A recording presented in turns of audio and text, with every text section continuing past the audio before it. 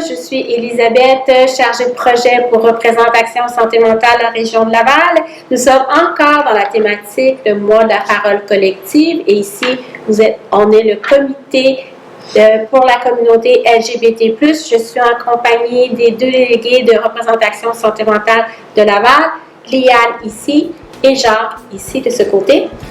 Et c'est le mois de la parole collective. Nous avons reçu le journal.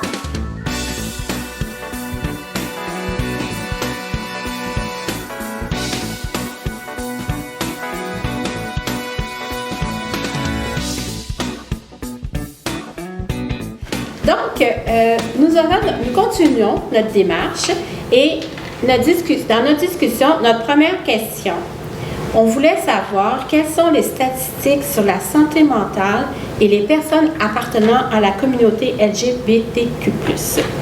Jean, tu avais quelque chose à nous partager, je crois?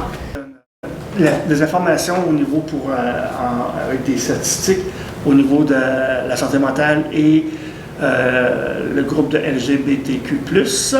Les membres de la communauté LGBTQ+, connaissent des taux élevés de dépression, d'anxiété, de troubles obsessionnels compulsifs et phobiques, de tendances suicidaires, d'automutilation et de toxicomanie.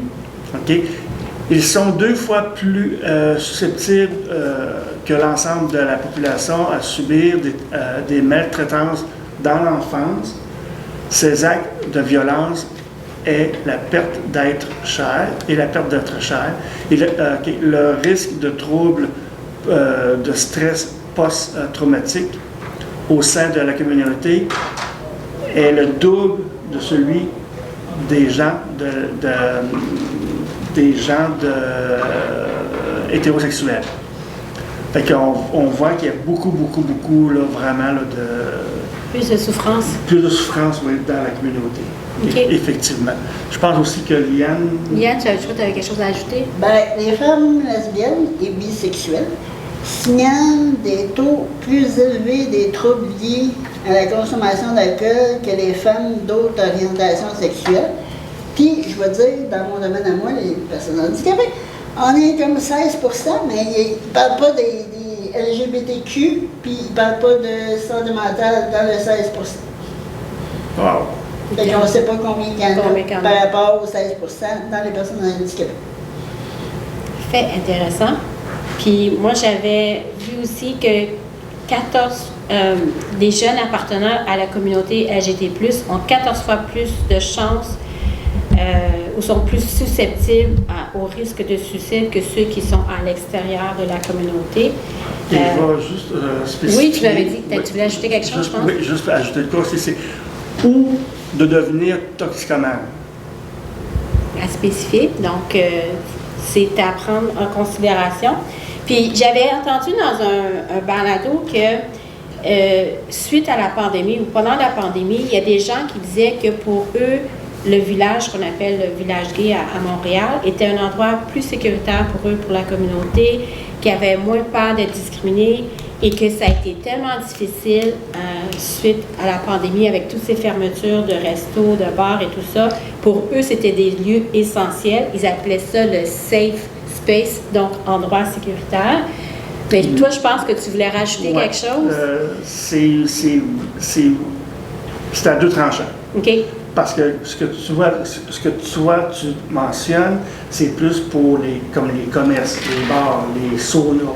Ça, c'est des endroits vraiment sécuritaires. Et la rue Sainte-Catherine. Mais le village, pas juste la rue Sainte-Catherine. Okay. Il y a beaucoup d'agressions encore dans le village. Puis même, ça fait quelques temps que je n'ai pas été dans le village, mais on pouvait aussi, quand on marchait dans le village, on voyait des dessins de personnages sur les trottoirs. Chaque dessin correspondait à une personne qui avait été agressée à cet endroit-là. Puis je peux dire qu'il y en avait beaucoup. Fait que dire que le village, c'est safe, moi j'y crois puis j'y crois pas. OK. Mais la rue Sainte-Catherine, oui. OK. Mais ces gens-là trouvaient ça sécuritaire pour eux, qu'à l'extérieur, c'était plus difficile, mais toi, tu apportes un autre point de vue. Ouais, comme je dis, pour moi, c'est sécuritaire, le village, oui. Mais si tu restes sur la rue Sainte-Catherine, OK. si tu vas dans Si les tu vas dans la ruelles, rue de Sainte-Catherine, c'est pas sécuritaire. c'est moins sécuritaire. Beaucoup Ok. moins sécuritaire. Merci. Donc, merci à vous deux. La deuxième question.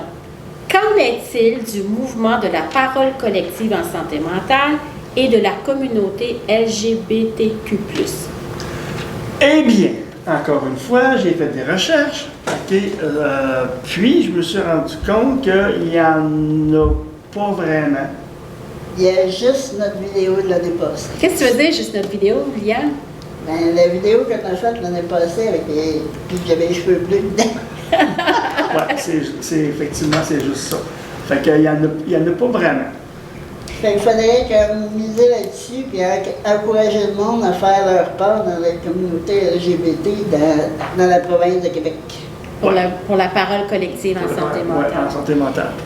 Mais je voulais rajouter quelque chose que, Jacques, tu m'avais appris et partagé, c'est que, dans le fond, l'acronyme LGBTQ+, c'est comme une espèce de mouvement aussi du je ou nous, du je pluriel, car tu m'avais dit ce sont les gens qui se sont regroupés. C'est que le mouvement gay des années 80-90, on a milité beaucoup pour avoir des reconnaissances, OK, comme étant une personne normale. Puis, à la longue, ben là, avec le défilé gay durant le Pride à Montréal, puis dans n'importe où dans le monde, on s'est rendu compte que notre voix était moins entendue. OK. Fait que là, il y a des gens qui ont commencé à s'associer au mouvement gay. Les lesbiennes, les bi, les trans et plus, pour faire une voix. Fait que c'est pour ça que quand on a le défilé gay maintenant, on a beaucoup plus de gens de différentes communautés qui viennent s'accrocher à... Pas s'accrocher, mais... comment je dirais ça? Se greffer. Se greffer, merci. Se greffer au mouvement gay. Et c'est pour ça que maintenant c'est rendu LGBTQ+. Et même là, c'est rendu plus 2, Oui. ou 2 plus. Oui. Fait que c'est ça. Fait que c'est une forme de parole collective. C'est une forme... Comme notre journal Ouais, encore. c'est une forme de parole collective, effectivement. Ouais. Bien, merci. De rien. Alors, bien, on est content d'avoir pu partager avec vous notre discussion et encore le mois de la parole collective pour pouvoir avoir le journal. Et puis, bien, à la prochaine. Merci. À la prochaine. Merci.